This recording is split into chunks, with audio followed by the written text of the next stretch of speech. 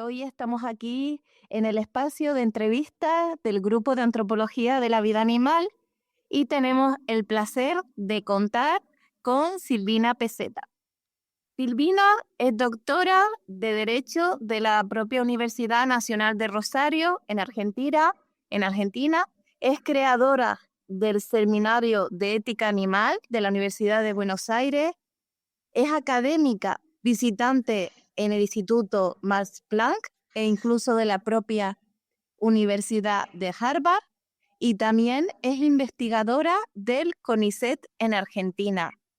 Muchas gracias, Silvina, por poder compartir contigo y estar hoy aquí en este espacio. Ya, perdón que yo lo escribí mal, digamos, yo fui investigadora visitante en el 2023 hasta el 2024 en Harvard y en el 2023 y en el 2019 en el Max Planck. Es en pasado, pero yo no me expresé bien cuando lo escribí y te mandé no es que ahora soy, fue, digamos, algo que duró un tiempo y se terminó. Y se terminó. Vale. Y sí, solo para aclarar. Bueno, en este diálogo que hoy vamos a hacer, es verdad que teníamos una serie de preguntas.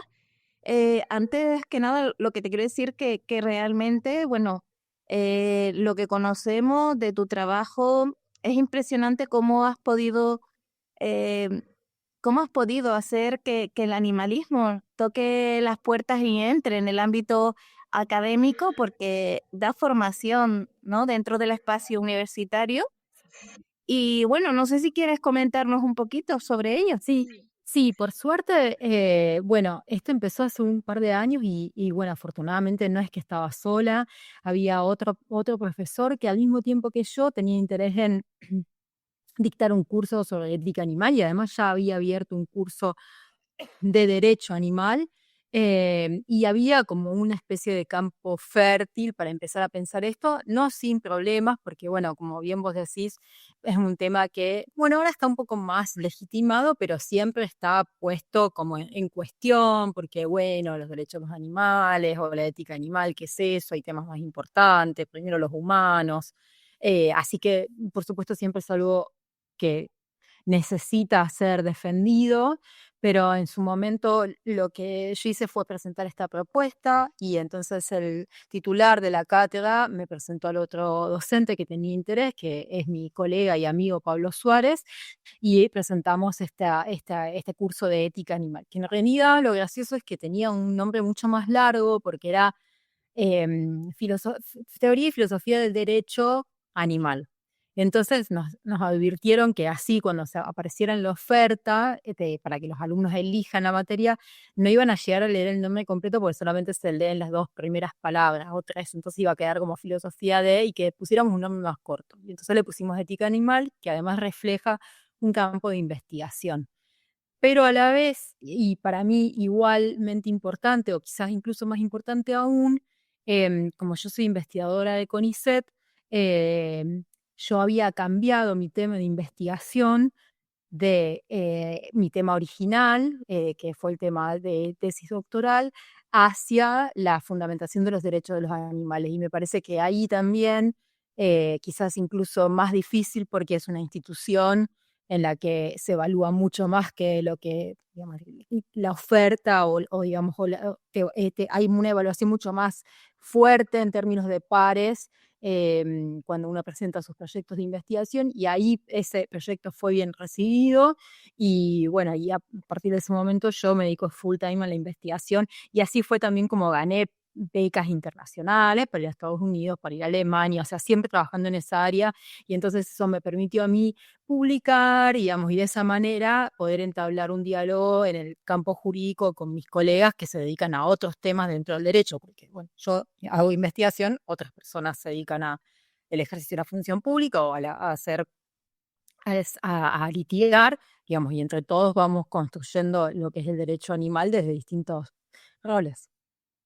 Ujú. Qué interesante y qué importante. Y la verdad es que, claro, tú estás en Argentina, nosotras estamos en España, y yo me pongo a pensar en mi contexto actual y concretamente todavía incluso más local, eh, que es Canarias, y la verdad es que veo esa dificultad y veo algo realmente. prácticamente imposible, ¿no? Que la parte académica reconozca eh, ciertos estudios críticos animales y mira, es algo que has podido lograr allí. Y en relación a la participación de las alumnas, del alumnado, es bastante, tiene bastante demanda, Silvina. Sí, el curso se dio exitosamente durante varios años. Este año hubo un problema administrativo y no salió no salió ofertado. Eso es como no presenta la oferta, una cuestión administrativa, pero sí. Y además también a raíz de ese curso yo creé una cuenta de Instagram que al principio estaba relacionada con el curso y después se independizó, en el que también hago un trabajo de difusión, en el que trato de llegar con los mismos temas que dábamos en clases o las discusiones más actuales de derecho animal a un público, digamos, más amplio, no necesariamente abogados, no necesariamente estudiantes de derecho. Pero sí, el curso tuvo mucho éxito y tuvimos cohortes, siempre completo el curso. Qué bien, sí, tener esa oportunidad, ¿no? De repetir y repetir gracias a esa includencia. Pues bueno, mira, Silvina, nosotras teníamos una serie de preguntas en relación a lo que hemos podido leer sobre ti, sobre tu trabajo. Admiramos mucho la gran labor que has hecho en la teoría política o de derecho filosófica en relación a las relaciones que tenemos con los animales liminales, concretamente em, todos los estudios y los artículos que has escrito en relación a las palomas de la calle. Y quería empezar con una entrevista, con una pregunta bastante clara y sencilla. Realmente, ¿cuál crees tú que son las principales violencias que están expuestas las palomas en la calle? Sí, yo creo que la violencia principal a la que están expuestas es a las carencias que tienen para conseguir los recursos necesarios para tener una vida que valga la pena. Esto tiene que ver en primer lugar con la comida y en segundo lugar con acceso al agua limpia y por supuesto la posibilidad de acceder a la salud veterinaria, al tratamiento veterinario si es que lo necesitan y como por supuesto como cualquiera de nosotros, como cualquier animal, Claro. hay momentos en los que uno necesita ayuda médica. Y además de eso, hay 2 temas que también las afectan, específicamente, que son la crueldad de los humanos, que buscan por distintos medios que las palomas no se acerquen o que no puedan, por ejemplo, posarse o anidar en distintos lugares y usan métodos que les causan mucho sufrimiento, eventualmente incluso una muerte dolorosa, por ejemplo, por inanición. A veces se ponen redes y esas redes están mal colocadas o no tienen mantenimiento, o a veces se colocan incluso en lugares en donde hay palomas anidando y tienen sus pichones sin importar que esos animales estén ahí, entonces los animales no pueden salir y mueren de hambre y de sed. Y la otra cuestión es que muchas veces uno ve, lamentablemente, personas muy intolerantes con las palomas. Las palomas tienen un comportamiento similar al de los perros, se acercan a los humanos porque son animales que están acostumbrados a vivir entre nosotros, son animales que tienen este comportamiento de acercarse a pedir para comida, porque comen de los restos de lo que nosotros tiramos. Y algunas personas a veces se las ve eh, intentando patearlas, o dejando que los chicos las persigan y las palomas se asustan con esto. Y finalmente también, mientras más sucia esté una ciudad, más afectada va a estar la salud de las palomas y uno de los hechos más dolorosos para las palomas es que como son animales que pasan una gran parte de su tiempo caminando y no volando, porque es así como que comen del suelo, Ujú. que son granívoras, pero en realidad se adaptaron y comen prácticamente cualquier cosa, eh, y son animales, imagínense el tamaño de ellas, cualquier hilo, pelos humanos que haya en el piso es como para nosotros el equivalente de una cuerda que se nos enredara y que no pudiéramos sacárnosla. Entonces, hay muchas palomas que si las personas prestan atención van a ver que les falta una patita, o les faltan dedos de una pata, o que tienen las 2 patas, em, enredadas con hilos que se las unen y les impide caminar correctamente, y eso eventualmente puede terminar en una infección generalizada, en la pérdida de un miembro, en la imposibilidad de volar como corresponde y conseguir alimento, y eso es un producto de que nuestras ciudades están muy, muy sucias. Hay grupos alrededor del mundo en distintas ciudades que se dedican a justamente a eso, se encuentran en lugares en donde hay poblaciones de palomas asentadas, por ejemplo, alguna plaza, y lo que hacen es capturar a las palomas, van con un kit, capturan las palomas que tienen las patitas con estos hilos o con pelos, limpian todo lo que pueden, y si la paloma puede ser liberada, la liberan en el momento. Si la paloma necesita atención veterinaria porque, por ejemplo, tiene una infección y necesita tiempo para recuperarse de esas heridas, se las llevan hasta que puedan, les dan la atención necesaria y las vuelven a liberar en el mismo lugar donde la capturaron. Ese es uno de los problemas más importantes que aqueja a las palomas. Claro, y encima las pobres son víctimas de un discurso de odio continuo, eh, además de ellas de sufrir todas esas violencias que ahora tú misma nos estás explicando, encima, pues claro, bueno, es que esas violencias tienen la base, ¿no? Ese discurso de odio, pero es que encima todavía hay debe de tener una creencia o una relación con ella en base a la empatía o la compasión, o pues todos los contrarios, tenemos una relación con ella de desprecio, de odio, que lo que hace es que todavía las pone en una situación de más vulnerabilidad, ¿no? Claro. ¿Por qué crees de dónde crees que surgen estos discursos de odio hacia el... Bueno, hay estudios interesantísimos hechos por distintos investigadores que vienen del campo de las ciencias sociales.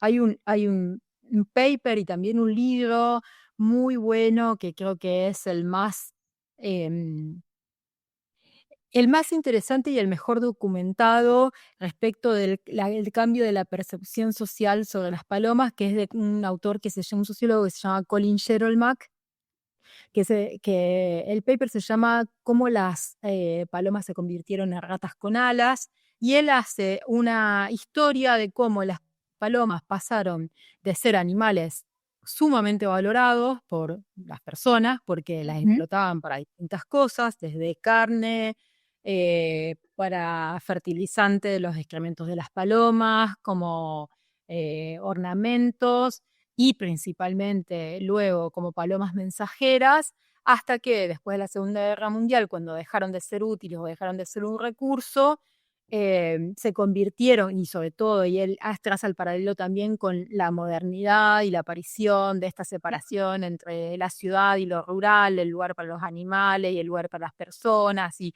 ciertas ideas de higiene, y que las palomas dejaron de ser útiles. Entonces las palomas pasaron a ser recalificadas de animales útiles y animales que eran, imagínate que para que sea un animal que era consumido, no estaba esta percepción de que la paloma era un animal sucio, un animal peligroso para la salud humana, era parte de la dieta Ujú. o era parte de la tecnología de la comunicación, así que las personas vivían con las palomas en un palomar, o sea, era algo común, el ejército tenía palomas, pasaron de esa situación de ser explotadas, pero a la vez también ser consideradas un recurso útil, de ser valoradas, a ser consideradas ratas con alas. Y él, porque la rata es también un animal símbolo de aquel animal, de todo lo que es perjudicial para lo humano y lo que habría que combatir, digamos, asociado con lo peor que puede pasar, que es que, bueno, es un animal que contagia enfermedades incurables, que nos puede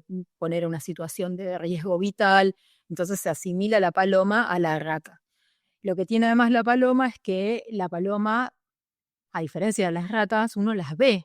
La paloma tiene comportamiento diurno y la paloma convive con nosotros y además se acerca a los humanos. Las ratas tienen un comportamiento distinto, viven de noche, no se van a acercar a los humanos para pedir comida, entonces eso las hace blanco más fácil de la intolerancia, porque las ratas y los ratones en general no los ve, sabe que están ahí porque aparecen rastros de ellos, pero la paloma es, es de una presencia permanente, molesta, y a lo largo del globo. Entonces genera esto. Él rastrea la idea de ratas con alas. Algunos dicen que viene la expresión de una película de Woody Allen, pero él la encontró antes haciendo un estudio sobre notas publicadas en diarios en Estados Unidos, y al parecer fue la expresión que usó un intendente de Nueva York para referirse a una campaña que estaba haciendo de limpieza de la ciudad, en la que había prometido limpiar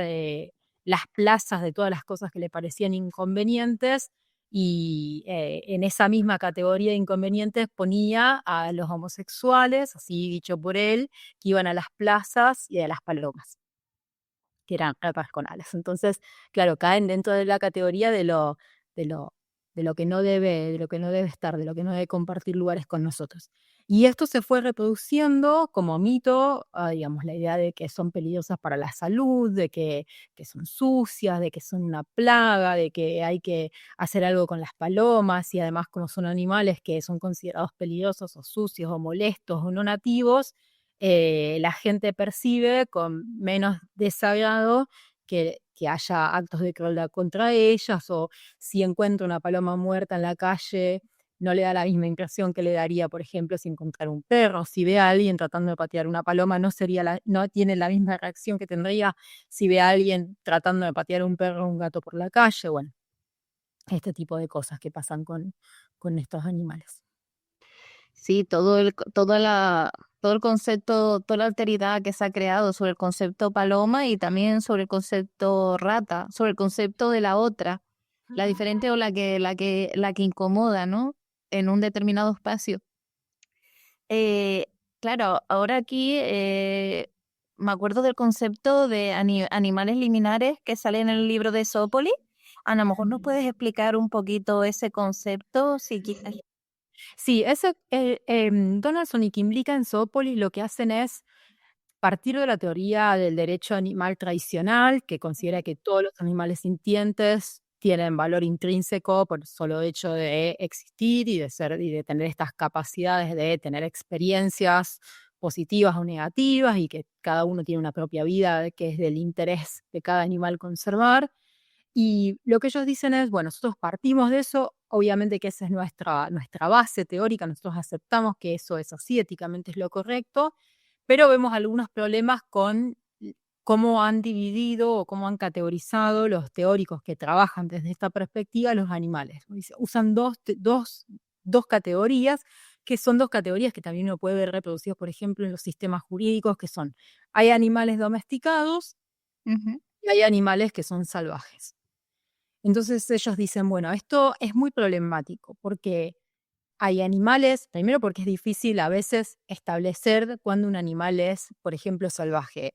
Hay biólogos que, por ejemplo, no consideran a los animales nacidos en el zoológico, que no se podrían liberar nunca porque ellos llevan varias generaciones naciendo en cautiverio, como animales verdaderamente salvajes. Entonces ahí hay algunos problemas. Y después tenemos problemas con animales domesticados que llevan varias generaciones viviendo sin estar bajo el cuidado humano y que sobreviven perfectamente, como es el caso de las palomas urbanas, de los que se llaman palomas de Ujú. la roca o columbalilla. Entonces ellos dicen, bueno, además de esos problemas, lo que tenemos también es que la idea del animal salvaje, o por lo menos uno de sus derechos básicos, es a que esos animales estén libres y se les respete su derecho a vivir en su hábitat y a liderar sus vidas como a ellos les parezca. Y por otro lado, los animales domesticados son animales que, por sus características y porque nosotros los humanos los hemos criado durante siglos para que tengan determinadas características, dependen de los humanos, y en principio, por lo menos muchas de esas especies van a seguir dependiendo de nosotros por mucho tiempo.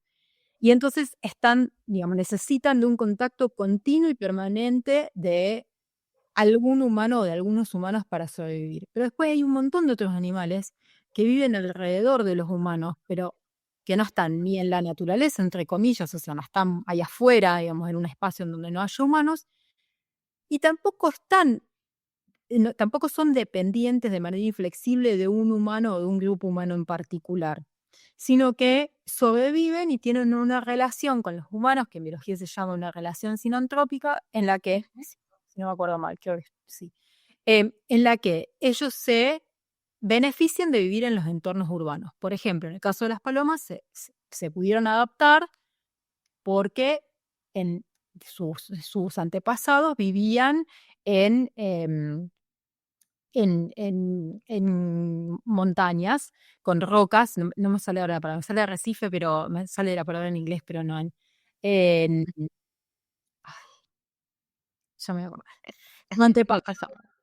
No hacían, por ejemplo, no hacen nido en los árboles en general, aunque en las ciudades a veces uno ve que las palomas están posadas en los árboles, pero sino que hacían en acantilados, perdón, en acantilados. Entonces, ellas están acostumbradas a pararse en formaciones rocosas y los edificios le recuerdan eso. Entonces, son un espacio apto para que ellas ahí puedan hacer sus nidos. Y porque además las ciudades les permiten encontrar comida en el piso, comida que no es de gran calidad, pero comida al fin.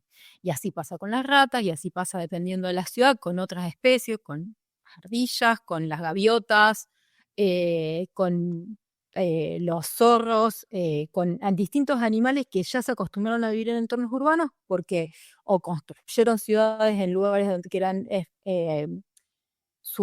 lugares que eran su hábitat originariamente, o porque fueron desplazados y encontraron una ciudad en el medio, o porque son, como por ejemplo en el caso de las palomas, animales que habían sido domesticados y que después fueron abandonados y entonces fueron formando sus propias poblaciones y se adaptaron bien a vivir en este estado de libertad, pero una libertad en la que necesitan que haya humanos, por lo menos por ahora, o necesitan de los recursos que encuentran en las ciudades o en los entornos urbanos para poder sobrevivir.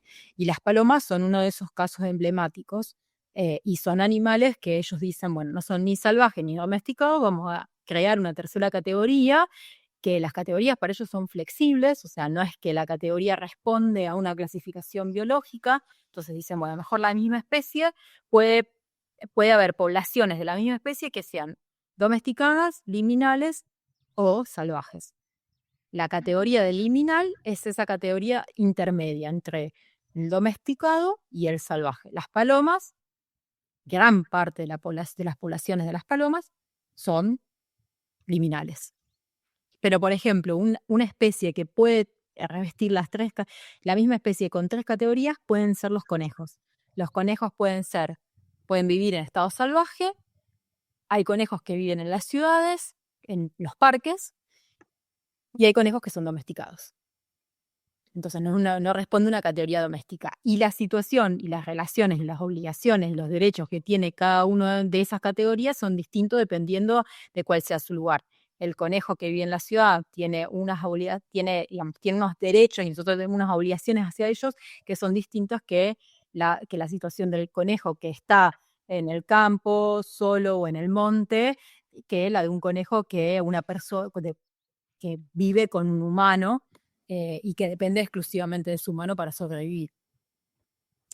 Claro, es que al final convivimos en los espacios urbanos con animales con diversos e infinitos individuos que deberíamos ser conscientes de su presencia y reconocerlos también como ciudadana. Y aquí nos encontramos, Silvina, qué desafío en este momento, en pleno año 2025, nos encontramos para reconocer la ciudadanía de los demás animales. Y bueno, realmente aquí también me sale otro término que es el de ciudadanía. Sí. Cuasi, a ver, ay, perdona, que lo conté. Cuasi ciudadanía. Bueno, en el libro de Zoopolis también habla un poco en algún apartado del libro, habla de reconocimiento de la ciudadanía y de reconocimiento de la causa y ciudadanía de los animales liminales. Pero bueno, la cuestión, ¿qué desafío nos encontramos en el reconocimiento de la ciudadanía de las otras especies? Porque, sí, perdón. El concepto de ciudadanía para los animales es el concepto que ellos postulan como consecuencia directa de reconocer a los animales como sujetos de derechos. Ellos dicen, bueno, imaginemos un mundo en el que mañana reconocemos que los animales no son cosas, que son sujetos de derechos, que tienen derechos. Imaginemos que vamos a tener que agregar una tercera categoría, la de liminales, porque no podemos simplemente dejar a los animales los animales que viven en las ciudades van a tener que tener algún tipo de protección específica porque van a seguir viviendo acá. Los domesticados van a seguir con nosotros por mucho tiempo y ellos no aceptan la idea de la extinción de los animales domesticados. Creen que es posible tener una buena relación respetuosa de esos individuos, a diferencia de o de otras posturas abolicionistas. Y también consideran que respecto a los animales salvajes tenemos obligaciones más fuertes que las que normalmente se postulan. Entonces ellos van a decir, bueno, imaginemos que mañana cambian las leyes y los consideramos sujetos de derechos. Tenemos que pensar en estas 3 categorías y entonces vamos a tener que pensar en qué estados van a poder ellos ir a pedir esos derechos, porque cuando uno piensa en los derechos humanos, por ejemplo, piensa que son universales, que todas las personas los tenemos, más allá de que un estado reconozca o no reconozca determinados derechos, pensamos que esos derechos existen y que tiene sentido pensar en términos de violación de los derechos humanos, pero también es cierto que hay determinados derechos específicos que los podemos pedir en algunos lugares y en otros lugares no. Por ejemplo, yo, si no soy ciudadana de un determinado estado, puedo tener acceso a la salud para algunas cosas, por ejemplo, como emergencias, pero no puedo hacer forum shopping para ir a operarme al lugar que me parezca, porque el derecho a la salud lo voy a poder reclamar específicamente en la comunidad política a la que pertenezco, que es, en este caso, por ejemplo, Argentina, o el derecho a votar, el derecho a participar en el debate público y que mis intereses sean tenidos en cuenta en particular, los voy a tener en la configuración política actual en el estado o los estados de los que soy nacional o en los que tengo derecho, por ejemplo, de residencia. Entonces ellos van a decir, bueno, con los animales pasa lo mismo. Si los animales son sujetos de derechos y tienen derechos negativos y derechos positivos, ¿a dónde los van a ir a pedir? Entonces ellos van a decir, vamos a considerar a los animales salvajes como ciudadanos de sus propios territorios, vamos a considerar a los animales domesticados como ciudadanos plenos de nuestros propios estados. Entonces todos los animales domesticados, porque los animales domesticados, pensemos que a diferencia de los salvajes, por ejemplo, no se desplazan. Por eso la diferencia es importante. Los animales salvajes no son nacionales de un territorio específico, por ejemplo, porque tienen conductas migratorias, o porque aun cuando no la tuvieran y estuvieran asentados solamente circunscritos a un Estado nacional humano, tienen sus propias reglas y no dependen de los humanos para sobrevivir, por lo menos en cuanto a especie. No tienen interés en convivir con los humanos. Los domesticados no solamente tienen interés, sino que además nos necesitan.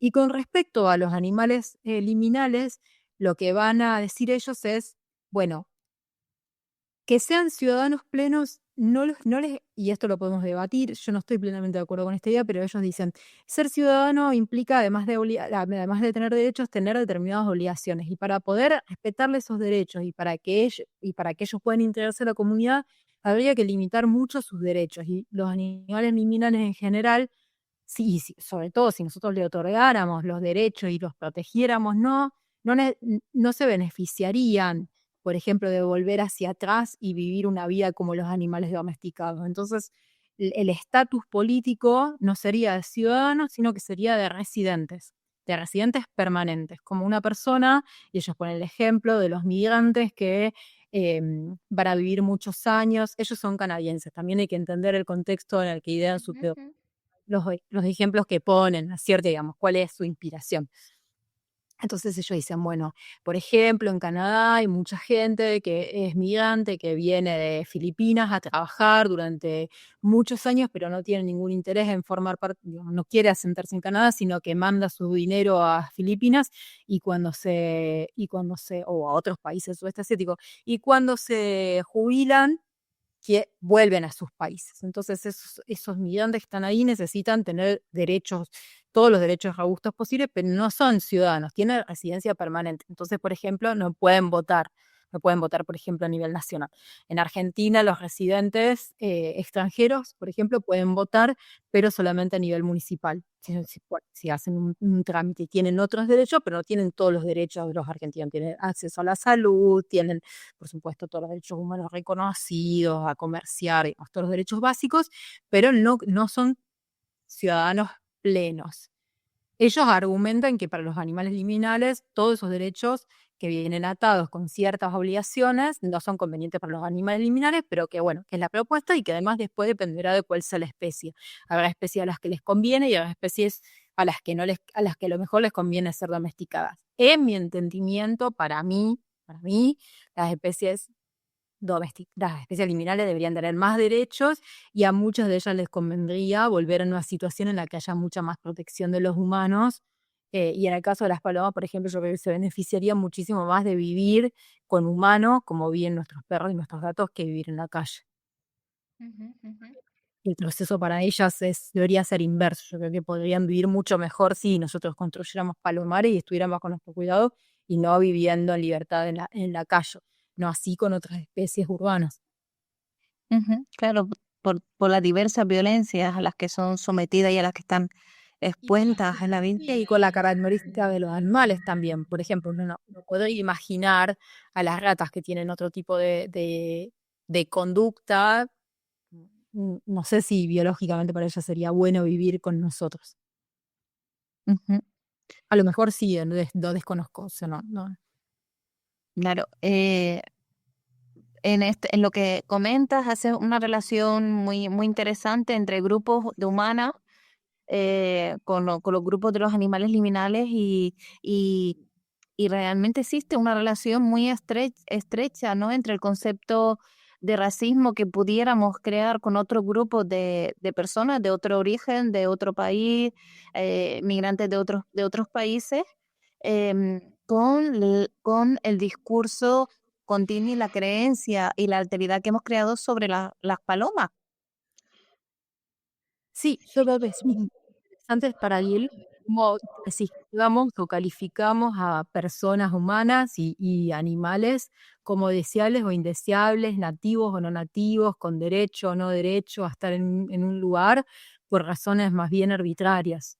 Y me parece que en eso coincide, digamos, y también la idea de pensar que eh, uno puede aislar eh, o considerar peligroso toda una categoría en lugar de pensar en términos individuales o de historias particulares o de merituar realmente cuáles son los riesgos, porque es cierto que los animales contagian enfermedades, esto es una realidad, nosotros nos contagiamos entre nosotros enfermedades y eso no lo pensamos como un problema, pero también es cierto que, por ejemplo, en el caso de que estamos hablando de las palomas, no son especialmente peligrosas.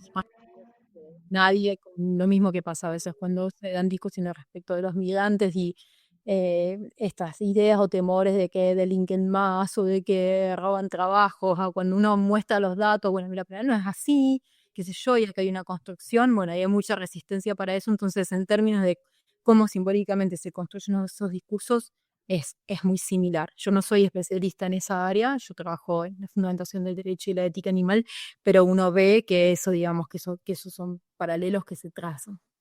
Ujú. Bueno, y por lo que he leído, tampoco no hay informes que garanticen que la salubridad humana esté en peligro por culpa de las palomas. No, y hay estudios permanentemente monitoreos sobre las enfermedades que puede transmitir las palomas y se van publicando papers, se hacen estudios de cuáles son los problemas que, digamos, las enfermedades que tienen.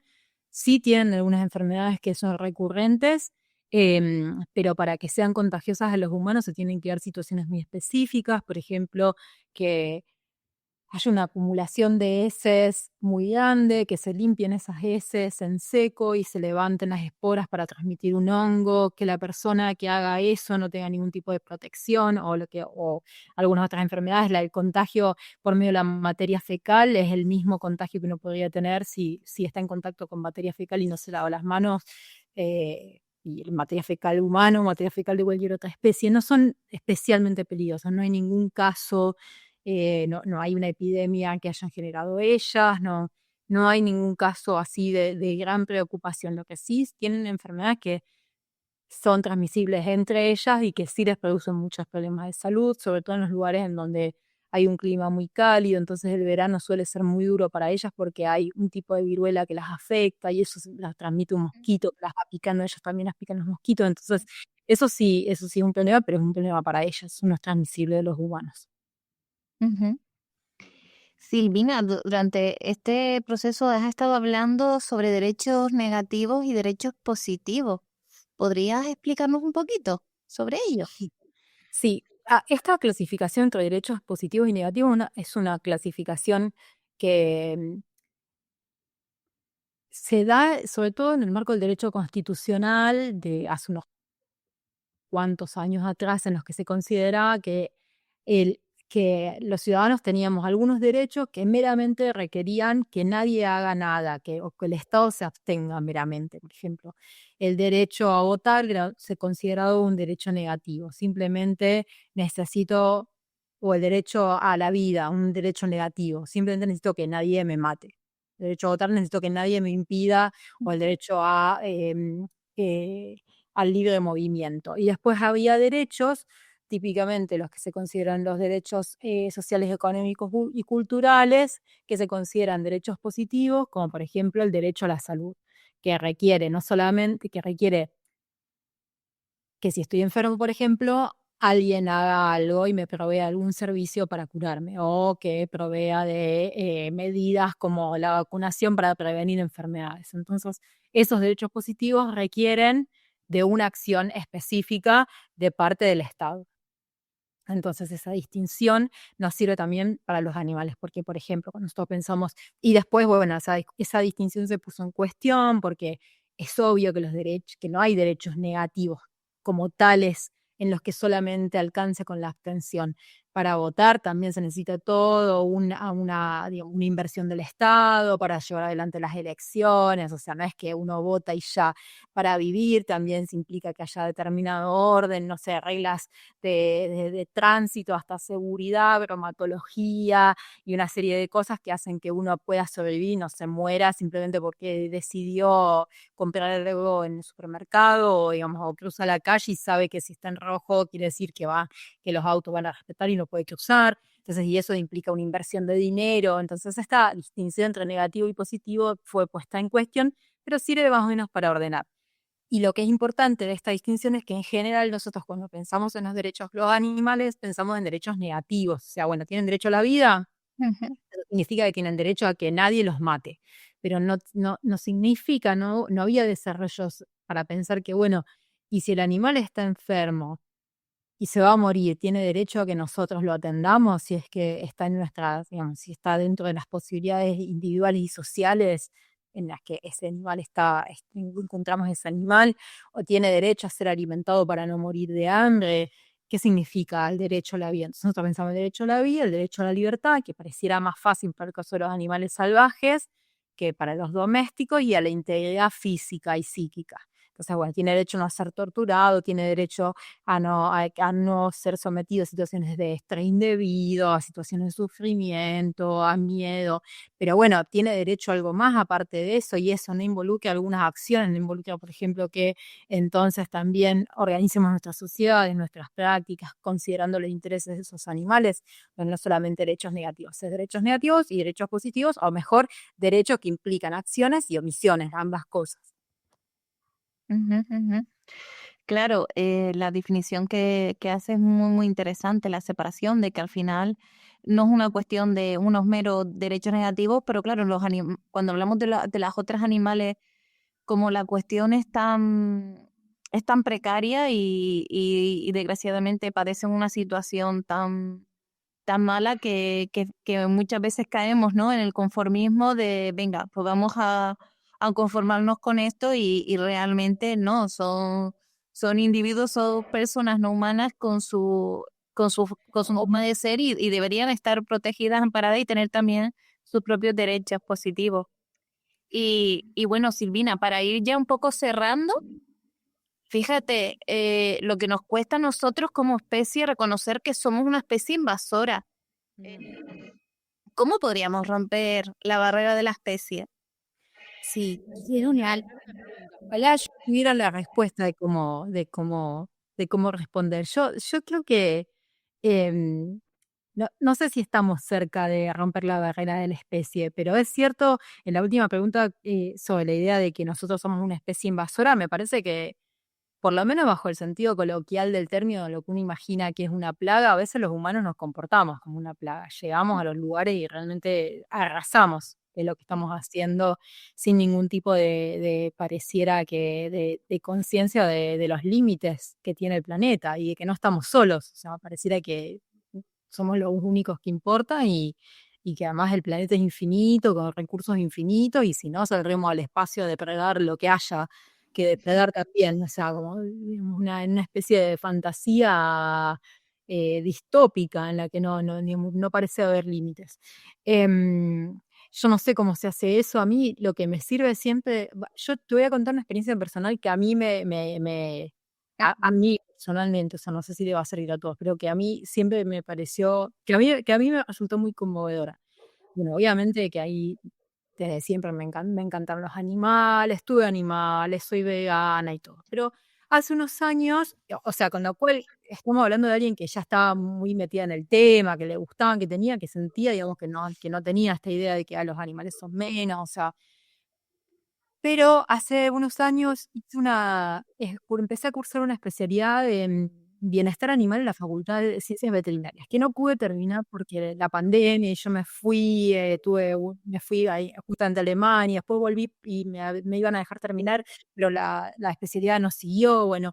Pero la cuestión es que yo quería entender, porque nunca, digamos, yo no estudié veterinaria ni ciencias biológicas, pero esta especialidad estaba abierta también a personas que no vinieran de esas áreas, y quería entender más desde el punto de vista biológico cómo se medían parámetros de bienestar animal y cómo lo veían los veterinarios y la gente que se dedicaba a eso, cómo veía el tema, porque a mí me parecía tan claro.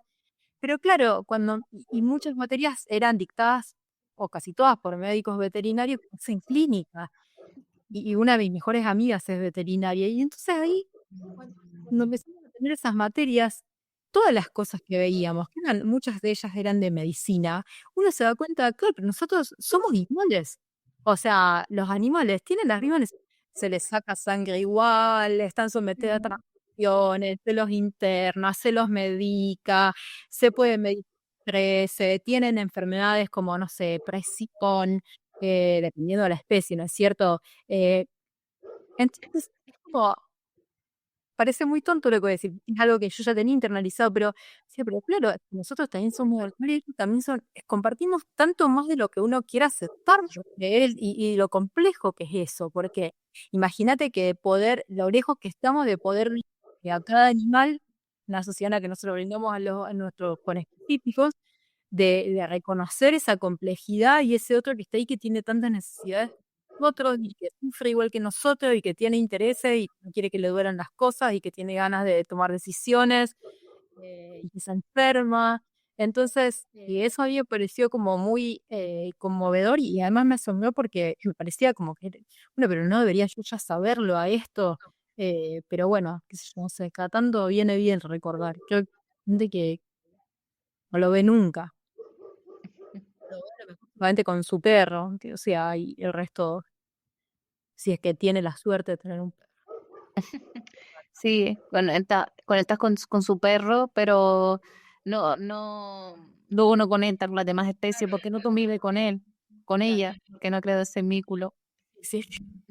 Pues Silvina, muchas gracias. No sé si quieres comentarnos algo para concluir. Y uno, estar en el espacio y nada, y ponerme a disposición por si quieran digamos, si a alguien le interesa leer, por ejemplo, el texto de Colin Sherlock o el texto de mi amiga justamente que escribió su tesis en bienestar animal sobre las palomas, que está en español, que es súper interesante, en el que ella hace también todo el recorrido histórico de cómo Nuria Husner, de cómo las palomas pasaron de ser animales reverenciados a ser animales odiados y distintas formas que se han ido tratando de implementar para hacer una especie de control de las palomas en las ciudades, controles éticos y no éticos, controles que incluyen matar y controles que incluyen hacer control de población, de reproducción, bueno, su eficacia.